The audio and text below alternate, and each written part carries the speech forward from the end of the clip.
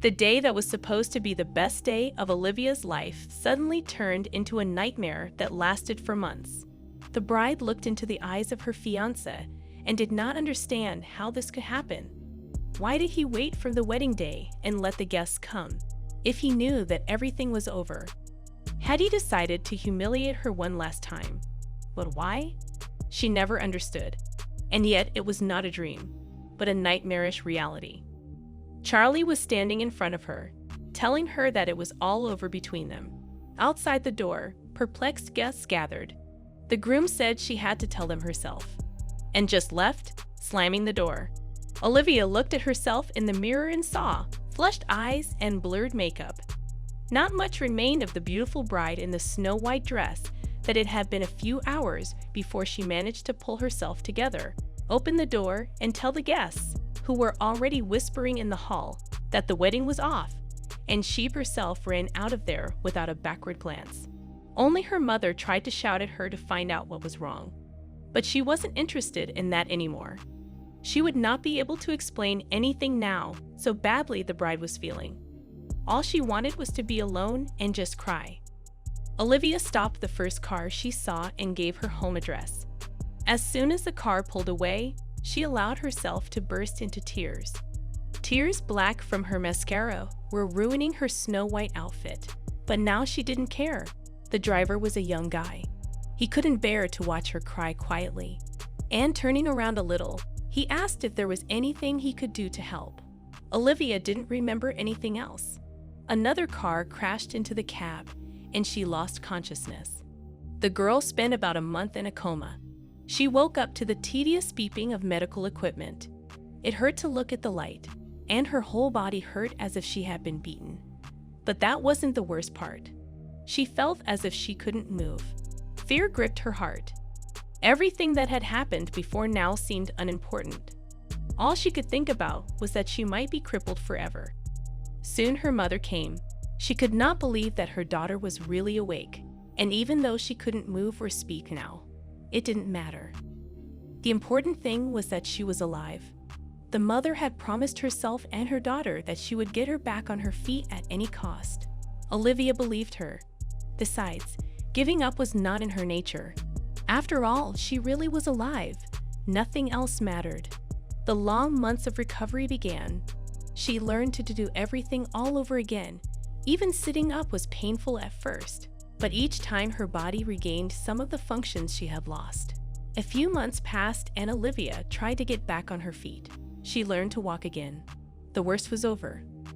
Of course, there were still problems after long months of rehabilitation, but it was nothing. For the summer, the girl decided to go to the village where her own grandmother lived.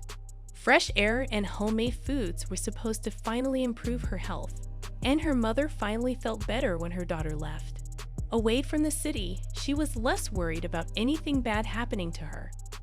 There were almost no cars, and no one could drive on the country roads. It seemed to Olivia that her life was just beginning. She, like everyone else, had problems from time to time. As a teenager, the whole world seemed to turn against her.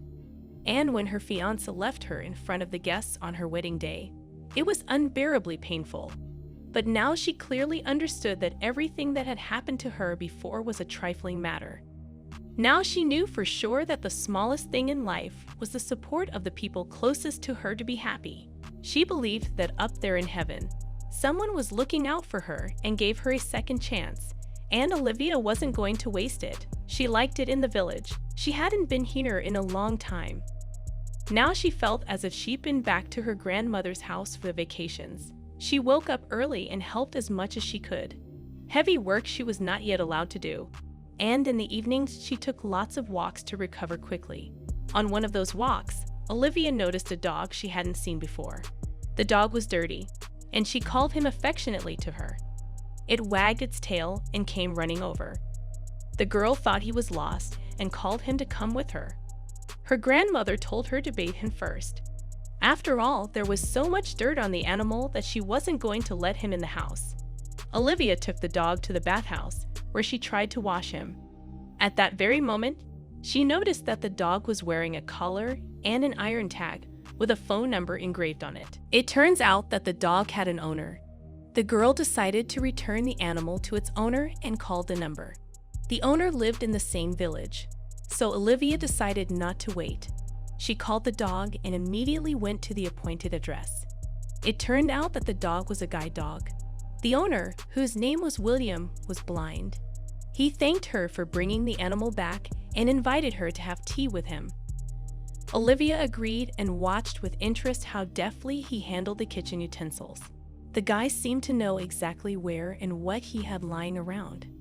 When the tea was on the table, he said he could tell the story if he was interested. People were always curious about how he lost his sight. Olivia replied that she wouldn't mind hearing his story. William began his story. The accident had happened to him a couple of years ago. Then he was working in a cab and was giving a ride to a crying girl in a wedding dress. But another car crashed into the car. The injury left him blind.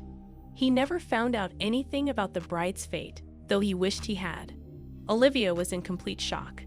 To suddenly meet the very man she'd been with on the fateful day. It seemed utterly impossible, and yet there he sat before her. And then she confessed that she had been the tearful bride. The guy asked what had happened to her after the accident, and she told him how she had spent many months in a hospital bed and how her mother had helped her recover. The girl wanted to know if there was a way to give him his sight back. William had already had one operation. Insurance was able to cover it, but 2 more were needed before he could see again. And so far, he had no idea how to do it. Olga felt she couldn't leave things as they were. She was already fighting for her life, and now she knew soberly that she must at least try to help William. She said he must not give up. Together, they would figure something out. And since she could learn to walk, he too must take his chance. At first, the boy didn't believe anything would come of it. But the girl found a clinic that did the right surgery, and it wasn't that expensive. Together, they managed to raise the necessary amount of money, and so William looked at Olivia for the first time. After that accident, he vaguely remembered that the girl was beautiful, but only now was he able to get a real look at her, barely able to come to his senses. He asked if she would go out with him. Olivia didn't say yes right away. Even though it had been a long time, she now felt uncomfortable remembering the betrayal that Charlie had committed. Eventually, of course, she agreed, and she never regretted it.